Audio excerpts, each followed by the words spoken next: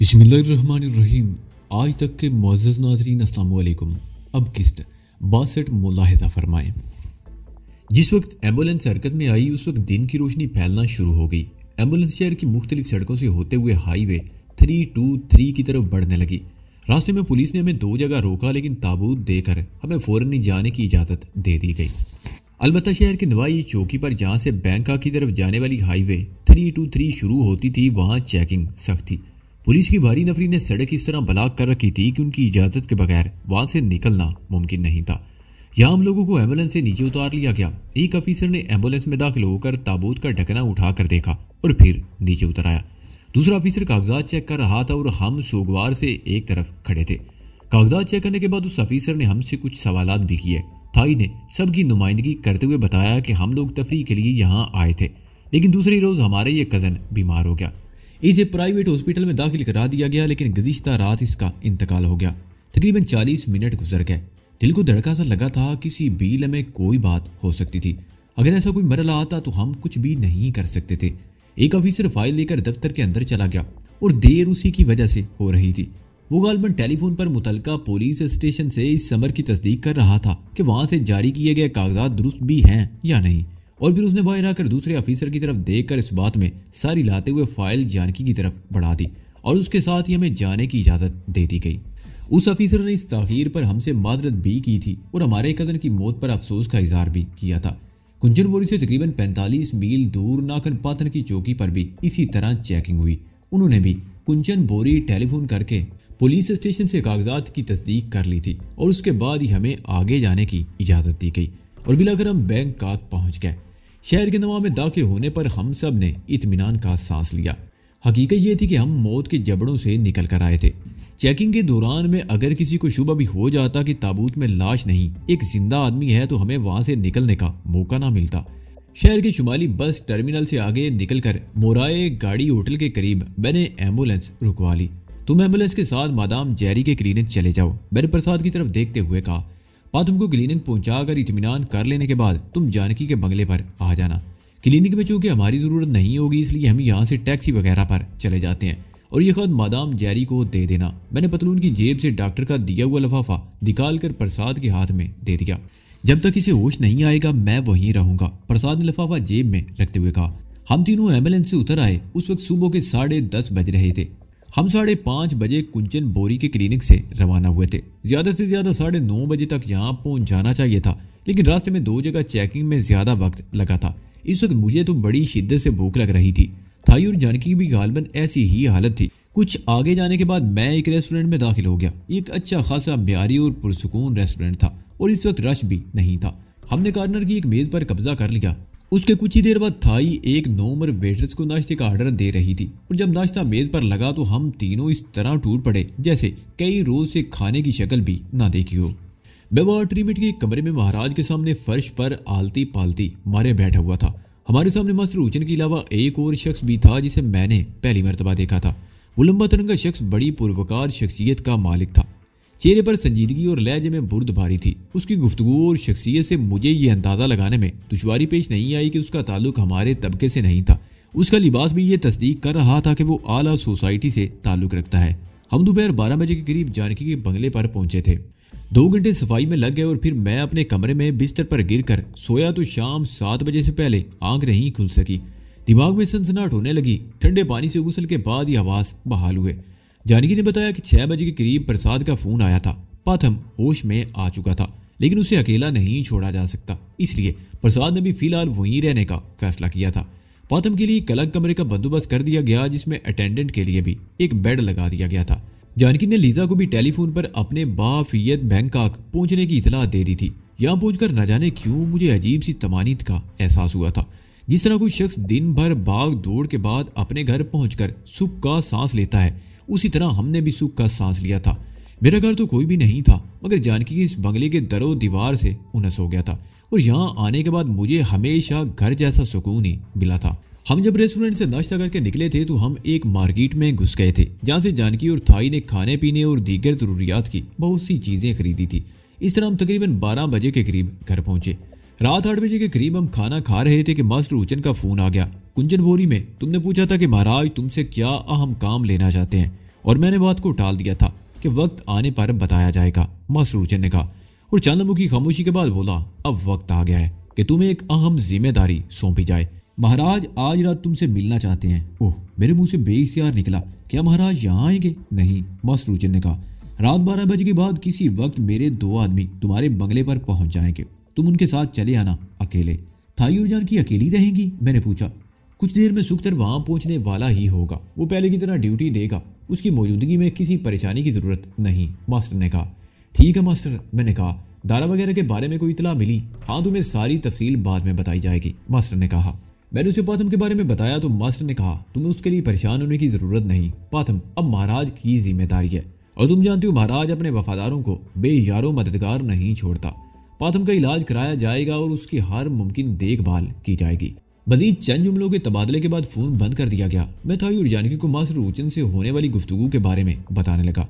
उन दोनों की तरह मैं भी देर तक सोचता रहा कि वो अहम जिम्मेदारी क्या हो सकती है जो महाराज मुझे सौंपने वाले हैं। 9 बजे के करीब सुख्तर पहुंच गया और उसने आते ही अपनी ड्यूटी संभाल ली। जानकी ने उसे अलमारी में से एक ऑटोमेटिक राइफल निकाल कर दे दी और दूसरी राइफल अपने पास रख ली। मास्टर के आदमी रात 1 बजे के करीब वहां पहुंचे थे। जानकी और थाई भी उस वक्त जाग रही थी। मेरे रुखसत होते ही जानकी ने बरामदे वाला दरवाजा अंदर से बंद कर लिया। सुख दरबार वाले गेट तक मेरे साथ आया और अब मैं महाराज के सामने बैठा हुआ था, जहां मसरूचन और पुरवकार शख्सियत का मालिक वो शख्स भी बैठा हुआ था जो गहरी नजरों से मेरा जायजा ले रहा था। तुम्हें शायद इस मुल्क की सियासत से दिलचस्पी ना हो, लेकिन इतना तो तुम जानते हो कि हमारे यहाँ आईनी बादशाहत है, महाराज ने मेरी तरफ देखते हुए कहना शुरू किया। थाईलैंड की तारीख बड़ी दिलचस्प और सनसनीखेज है। ये इलाका हमेशा ही बैरूनी हमलावरों के लिए कशिश का बायस रहा है, लेकिन इस खित्ते ने बड़ी जुर्रत से अपनी सलामती का दिफा किया। अगरचे कई मौके ऐसे भी आए कि बैरूनी हमलावरों ने दारुल हुकूमत की ईंट से ईंट बजा दी, मगर इस सरजमीन ने अपना वजूद नहीं खोया और किसी हमलावर ताकत को यहाँ कदम जमाने का मौका नहीं दिया। थाईलैंड ने हमेशा अपनी आज़ादी बरकरार रखी, जबकि आसपास की रियासतें बैरूनी हमला आवरों की कॉलोनियां बनकर रह गईं। महाराज खामोश होकर मेरी तरफ देखने लगे। मैं बड़ी दिलचस्पी से उनकी बातें सुन रहा था। पहले मैंने कभी इस मौजू पर सोचा ही नहीं था। मुझे इससे क्या गर्ज हो सकती थी कि थाईलैंड माजी में किन कठिन मराइल से गुजर चुका है। मैं पहली मरतबा ऐसी बातें सुन रहा था और मुझे इनमें बड़ी दिलचस्पी महसूस हो रही थी। महाराज बात जारी रखते हुए कह रहे थे, सन 1248 में 2 कबायली सरदारों खून बांग और खून फा मांग ने खंबर्द को भगाकर यहाँ बाकायदा हुकूमत की बुनियाद रखी और सोखोताई शहर को अपना दारुल हुकूमत करार दिया। उस खानदान के आखिरी हुक्मरान शहनशाह टाक्सन था। उस वक्त अयूथाया इस मुल्क का दारुल हुकूमत था।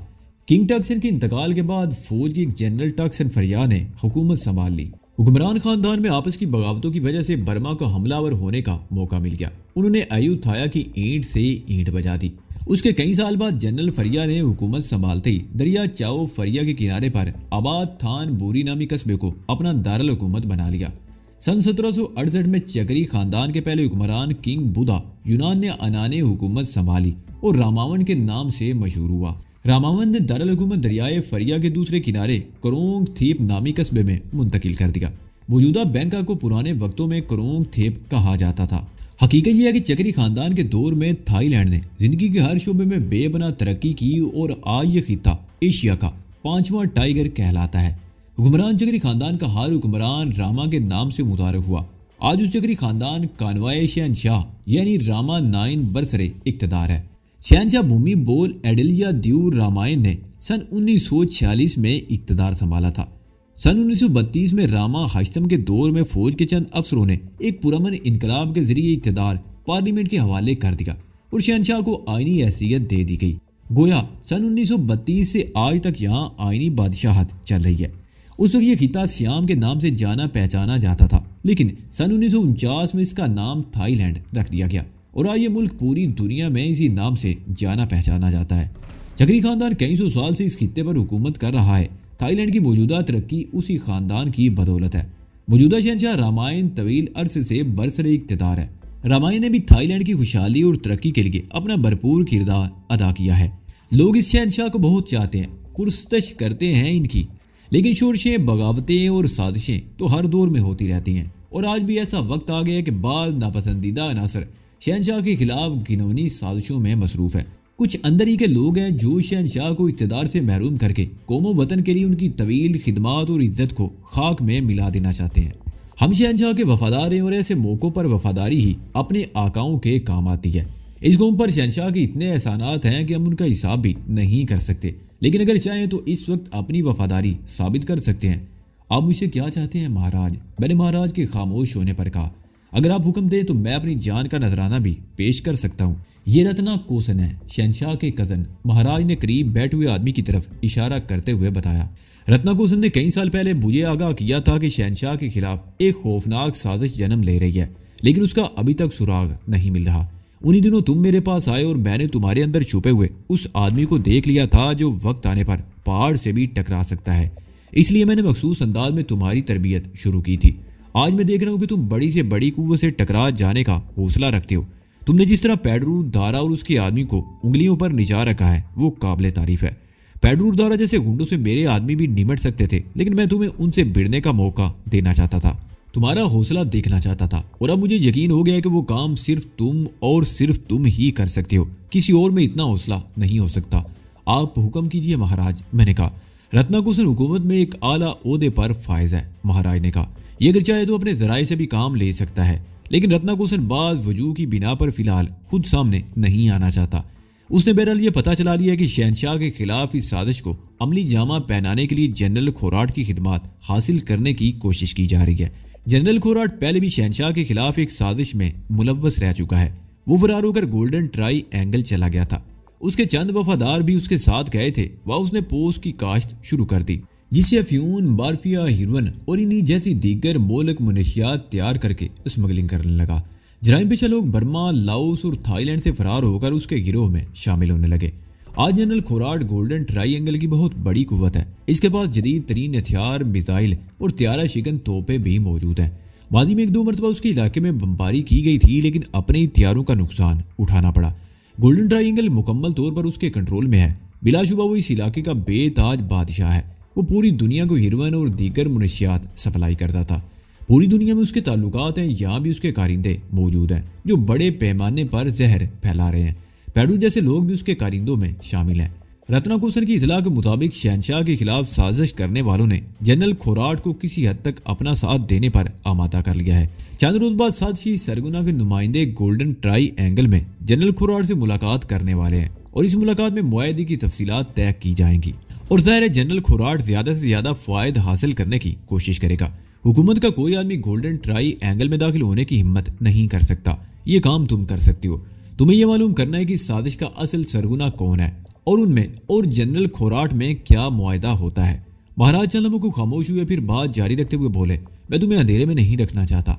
गोल्डन ट्राइएंगल में कदम रखना मौत को दावत देने के मुतरादिफ है और मौत भी बड़ी अजियतनाक। कोई अजनबी उस इलाके में कदम रखने की जुर्रत नहीं कर सकता। और मैं तुम्हें यह भी बता दूं कि तुम्हारा अजली दुश्मन दारा और पेड्रू भी उसी तरफ जा चुके हैं। ये वो लोग हैं जो दौलत के लिए अपनी माँ को भी बेच सकते हैं। साजिशी गुरों ने नायत खुफिया तौर पर इनकी खिदमत हासिल कर ली हैं। ये लोग साजिशी सरगुना के नुमाइंदों को तहफ़्फ़ुज़ फराहम करेंगे और इसके अलावा फांग फुन भी चियांग राय में मौजूद है। उसे भी पता चल गया है कि उसका आदमी शांग तुम्हारे हाथों मारा गया है। गोया ये समझ लो कि तुम्हारे चारों तरफ मौत होगी। ऐसी सूरत में मैं तुम्हें मजबूर नहीं करूंगा। मेरी तरफ से तुम पर कोई पाबंदी नहीं। तुम चाहो तो इनकार कर सकते हो।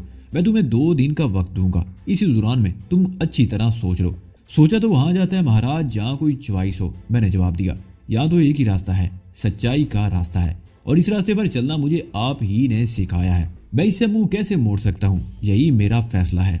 रत्ना कोसन ने चौंक कर मेरी तरफ देखा। मेरी बात सुनकर महाराज के होंठों पर भी मुस्कुराहट आ गई। ठीक है, महाराज ने कहा, अब तुम रत्ना कोसन के साथ चले जाओ। ये तुम्हें तफसील से सब कुछ समझा देगा। मैं महाराज से रुखसत होकर रत्ना कोसन के साथ शहर के शुमाली इलाके में वाक़े एक बंगले में आ गया और फिर रात का बाकी हिस्सा जागते ही गुजरा था। रत्ना कोसन ने सारी बातें बड़ी तफसील से समझाई थी और जनरल खोराट की कुछ पुरानी तस्वीरें भी दिखाई थी ताकि मैं उसे आसानी से शिनाख्त कर सकूं। मैं पूरा दिन उसी बंगले में रहा। इसी दौरान में वहाँ 4 आदमी और भी आए थे। वो भी हमारी गुफ्तगू में शरीक रहे थे। वो चारों भी हुकूमत के बाद आला ओहदों पर फाइज थे। ठीक है मिस्टर वजदान, मिलाकर रत्ना कोसन ने कहा, हिजाइने से मंजूरी के बाद तुम्हें मुतला कर दिया जाएगा। वैसे मेरे ख्याल में तुम्हें तैयार रहना चाहिए, किसी भी वक्त ग्रीन सिग्नल मिल सकता है। और फिर जिस राजदारी से मुझे उस बंगले तक ले जाया गया था, इस तरह आधी रात के वक्त मुझे दोबारा महाराज के पास पहुंचा दिया गया। महाराज के आदमियों ने जब मुझे जानकी के बंगले के सामने गाड़ी से उतारा तो रात के 3 बज रहे थे। जानकी और थाई सो रही थी। मेरी आवाज सुनकर उठ गई। इस वक्त कोई बात करने का मौका नहीं था। रात का बाकी हिस्सा भी मैंने जागकर और सोचते हुए गुजारा था। अब मुझे अपनी अहमियत का अंदाजा भी हो गया था।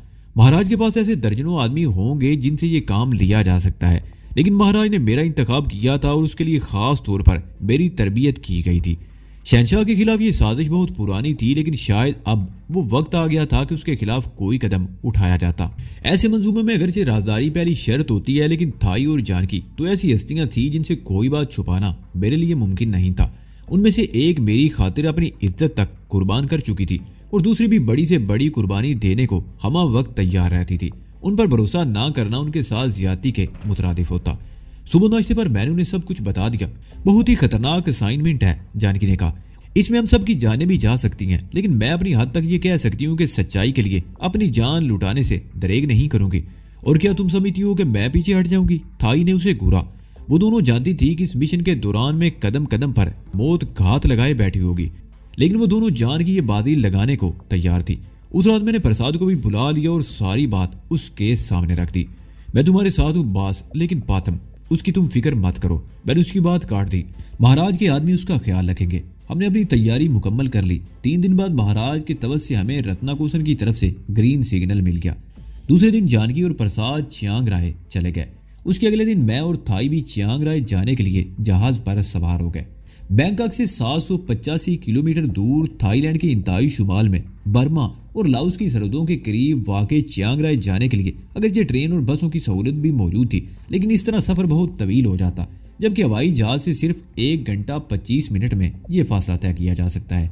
नविता चियांग राय में मौजूद थी। पेड्रो के छोटे भाई सामी के साथ पेश आने वाले वाक़े के बाद हमने नविता को चियांग राय भेज दिया था। मुझे इत्मीनान था कि जानकी और प्रसाद एक दिन पहले उसके पास पहुंच गए होंगे। मेरा प्रोग्राम ये था कि मैं और थाई किसी होटल या गेस्ट हाउस में क्याम करेंगे और नविता वगैरह से बाद में राब्ता किया जाएगा। वो बड़ी रोशन और चमकीली सुबह थी। एयरपोर्ट पर भी हमें एक गेस्ट हाउस का एजेंट मिल गया। इस तरह सुपर हाईवे रोड से जरा हटकर माए काक रिवर के साथ ही मान वांग किम नामी गेस्ट हाउस में कमरा हासिल करने में ज्यादा दुश्वारी पेश नहीं आई थी। वो दिन हमने गेस्ट हाउस में ही गुजारा। शाम 6 बजे के करीब मैंने नविता को फोन किया तो कॉल उसी ने रिसीव की थी। यस लिटिल मास्टर, वो मेरी आवाज सुनते ही बोली। वो दोनों भी मौजूद हैं और हम आपका इंतजार कर रहे हैं। मुझे अपना एड्रेस समझाओ, हम चंद मिनट में यहाँ से रवाना हो जाएंगे, मैंने कहा और तवज्जो से दूसरी तरफ की आवाज सुनने लगा। उसके तकरीबन 10 मिनट बाद मैं और थाई एक टैक्सी में सवार उनकी तरफ जा रहे थे। टूरिस्ट पुलिस डिपार्टमेंट की इमारत से जरा आगे पुरानी तर्ज के कुछ विलास बने हुए थे। छोटे छोटे खूबसूरत कांटे नुमा ये मकान एक दूसरे से कुछ फासले पर थे। दरमियान की खाली जगहों पर सरसब्ज लान बने हुए थे। इस वक्त अंधेरा फैल चुका था, मगर मतलूबा विला तलाश करने में हमें कोई दुश्वारी पेश नहीं आई। 2 मरतबा बैल बजाने के बाद भी अंदर से जवाब नहीं मिला तो मैंने उलझी हुई नजरों से थाई की तरफ देखा और फिर दरवाजे पर हाथ रखकर हल्का सा दबाव डाला। दरवाजा आहिस्तगी से खुलता चला गया। मैंने नविता का नाम लेकर पुकारा, लेकिन इस मरतबा भी कोई जवाब नहीं मिला तो हम दोनों अंदर दाखिल हो गए। विला में अंधेरा था। 15 मिनट पहले नविता से फोन पर मेरी बात हुई थी और उसने बताया था कि जानकी और प्रसाद भी यहाँ मौजूद है, लेकिन अब किसी की मौजूदगी के आसार नजर नहीं आ रहे थे। दरवाजे की दूसरी तरफ रायदारी थी। मैंने दीवार पर टटोल कर स्विच ऑन कर दिया। रायदारी रोशन हो गई। मैंने एक बार फिर नविता को पुकारा, लेकिन इस मरतबा भी जवाब नहीं मिला। मेरी छटीस किसी गड़बड़ का एहसास दिला रही थी। दाईं तरफ एक कमरे का दरवाजा खुला हुआ था। मैं दरवाजे में दाखिल होकर दीवार टटोलने लगा। मेरा हाथ स्विच बोर्ड से टकराया। मैंने एक स्विच दबा दिया, कुछ नहीं हुआ। दूसरा स्विच दबाया तो कमरे में रोशनी भर गई और उसके साथ ही मेरा दिल उछलकर खल्क में आ गया। सामने ही बेड पर नविता खून में लथपथ पड़ी थी। एक खंजर उसके सीने में ठीक दिल के मुकाम पर महफूज था। जख्म से अभी तक खून बह रहा था। यह मंजर देखकर मेरे रोंगटे खड़े हो गए। मैंने मुड़कर थाई की तरफ देखा। उसकी आंखों में भी बेपनाह वहशत उभर आई और चीख रोकने के लिए उसने दाईं आंख से मुंह को सख्ती से दबा लिया। मैंने एक बार फिर नविता की तरफ देखा। उसके सीने पर बहुत हल्का सा जीरो बम बता रहा था कि उसमें अभी जान बाकी थी। मैं लपक कर बेड के करीब पहुंच गया और झुककर उसके चेहरे को देखने लगा। नविता, नविता! मैं झुककर मदम लहजे में नविता को पुकारने लगा। आंखें खोलो नविता, ये सब कैसे हुआ? कौन थे वो लोग? जानकी और प्रसाद कहाँ हैं? नविता, आंखें खोलो नविता! मैं एक ही सांस में बोलता चला गया, लेकिन ना तो नविता ने आंखें खोली और ना ही उसके होंठों या जिस्म के किसी और हिस्से में कोई हरकत पैदा हुई। थाई भी बेड की दूसरी तरफ नविता पर झुकी हुई थी। मैं दोनों हाथों से होले होले नविता के गाल थपथपाने लगा। नविता, आंखें खोलो, देखो हम आ गए हैं। ये सब कुछ कैसे हुआ नविता? इस मरतबा मेरी मेहनत रायगा नहीं गई। नविता के पपोटों में बहुत मामूली सी हरकत पैदा हुई और फिर उसने आहिस्ता आहिस्ता आंखें खोल दी। ये क्या हुआ नविता? कौन थे वो लोग? जानकी और प्रसाद कहाँ हैं? मैंने उस पर कुछ और झुकते हुए अपने सवाल दोहराए। नविता की नजरें मेरे चेहरे पर मरकूज थी। उफ, कितनी वैरानी थी उन आंखों में। उसके होंठों को हरकत हुई। वो कुछ कहना चाहती थी मगर होंठ फड़फड़ा कर रह गए। मैंने कुछ और झुककर कान उसके होंठों के करीब कर दिया। सरसराहट किसी आवाज मेरी समाज से टकरा रही थी। वो कुछ कह रही थी मगर हल्क से निकलने वाली सरसराहट जैसी आवाज अल्फाज का रूप नहीं धार पा रही थी। नविता, मैंने एक बार फिर उसके गाल थपथपाते हुए कहा, तुम कुछ कहना चाहती हो? कोशिश करो ताकि अल्फाज तुम्हारे होंठों तक आ सके। नविता के होंठ बदस्तूर फड़फड़ा रहे थे। मैंने एक बार फिर कान उसके होंठों के बहुत करीब कर दिया। इस मर्तबा मुझे मायूसी नहीं हुई। उसकी सरसराती हुई आवाज अल्फाज का रूप धारने की कोशिश कर रही थी। मैंने अपनी पूरी तवज्जो उस आवाज पर मरकूज कर दी। चीफांग, तुम यही कहना चाहती हो ना? मैंने अपना चेहरा कदरे ऊपर उठाकर उसकी तरफ देखा। उसकी नजरों से ऐसा लगा जैसे वो मेरे अल्फाज की तायद कर रही हो। जानकी और प्रसाद कहाँ हैं? तुमने फोन पर बताया था कि वो दोनों भी यहीं हैं। क्या वो? यकायक मुझे अपनी आवाज हल्क में अटकती हुई महसूस हुई। नविता की आंखों की रोशनी मादूम हो चुकी थी। पतलियां साकत होकर रह गई थी और वहां अब धुंधलाहट सी नजर आ रही थी। नविता, नविता, मैं गाल थपथपाते उसे पुकारने लगा। बेड की दूसरी तरफ खड़ी हुई थाई हकीकत की तह को पहुंच चुकी थी। उसने अपना हाथ मेरे हाथ पर रख दिया। उसके साथ ही उसकी रोमांसी हुई आवाज मेरी समाज से टकराई। अब वो तुम्हारी आवाज नहीं सुन सकती। वो हमसे बहुत दूर जा चुकी है। मैंने अपना झुका हुआ चेहरा उठाकर थाई की तरफ देखा। उसकी आंखों से निकलने वाले आंसू रुखसारों पर दार की सूरत में बह रहे थे। वो नविता की हालत देखकर गालबन शुरू ही से रोती रही थी। उसने मेरे कंधे पर हाथ रखकर मुझे सीधा कर दिया और फिर एक हाथ से नविता की आंखें बंद कर दी। थाई ने गलत नहीं कहा था। नविता भी इस दुनिया में नहीं रही थी। मैंने झुककर उसकी पेशानी पर बोसा दिया और सीधा होकर देखने लगा। बिस्तर की चादर का बहुत बड़ा हिस्सा खून से तर था और खून गालबन चादर के नीचे मैट्रेस में जज्ब हो रहा था। उसके सीने में खंजर पैबूस हुए न जाने कितनी देर हो चुकी थी और पता नहीं वो कब से जान कुनी की कैफियत में मुब्तला थी। खंजर उसके सीने में ठीक दिल के मुकाम पर पैबूस था और इतना ज्यादा खून बह जाने के बाद इतनी देर तक जिंदा रह जाना ही बड़ी हैरत की बात थी। चीफांग, मेरे ऊँटों से बीजी बीजी सी आवाज निकली। उसके साथ ही मेरी मुठियां भी भींच गई। मैं पलके झपके बगैर नविता की तरफ देख रहा था। उसने मेरे सामने दम तोड़ा था और मैं कुछ नहीं कर सका था। मुझे उसकी मौत का बेहद दुख पहुंचा था। मेरे आवाज मेरे काबू में नहीं रहे थे। नविता ने मरने से पहले चीफांग का नाम बता दिया था। अगर चीफांग इस वक्त मेरे सामने होता तो मैं उसकी गर्दन मरोड़ देता। नविता एक रकासा थी। वो दौलत और शोहरत की तमन्ना लेकर बैंकॉक आई थी। वो सुपरस्टार बनना चाहती थी, लेकिन उसे मालूम नहीं था कि उसे लाने वाला कौन था। शांग उसे अपने घिनौने मकासद के लिए इस्तेमाल करना चाहता था। इत्तफाक से इसी दौरान में हम शांग और टाइगर से टकरा गए और जब नविता को मालूम हुआ कि वो किस तरह धोखे का शिकार हुई थी तो वो शांग वगैरह को छोड़कर हमारे साथ आने मिली थी। उसे खौफ था कि शांग वगैरह उसे कत्ल कर देंगे। शुरू में वो अपनी जान के खौफ से हमारे करीब रही थी, लेकिन बाद में वो हम में से एक हो गई। मेरी खातिर उसने कई मरतबा अपनी जान खतरे में डाली थी और बिलाखिर आज उसने अपनी जान दे दी। हम सबको उससे उनस हो गया था। हम सब एक दूसरे पर जान छिड़कते थे, एक दूसरे के लिए तड़प उठते थे। मेरे ख्याल में नविता की मौत हमारे लिए एक ऐसा नुकसान थी जिसकी आसानी से सलाफी नहीं हो सकती थी। मैं ये सब कुछ सोच रहा था कि थाई ने मुझे बाजू से पकड़कर झुंझोड़ दिया। क्या सोच रहे हो? ओह, मैं जैसे होश में आ गया। मैं चीफांग को जिंदा नहीं छोड़ूंगा। मैं एक लम्हे को खामोश हुआ, फिर अपने जज्बात पर काबू पाने की कोशिश करते हुए बोला। जब मैंने नविता को फोन किया था तो उसने बताया था कि जानकी और प्रसाद भी यहाँ मौजूद हैं, लेकिन अब उनकी मौजूदगी के आसार नजर नहीं आ रहे। मुझे शुबा है कि वो दोनों भी उनके हाथ न लग गए हों। थाई ने जवाब नहीं दिया, खामोशी से मेरी तरफ देखती रही। उसकी आंखों में भी तशवीश नुमाया थी। मैं चलने में वहां खड़ा रहा और फिर कॉटेज के दूसरे कमरों को चेक करने लगा।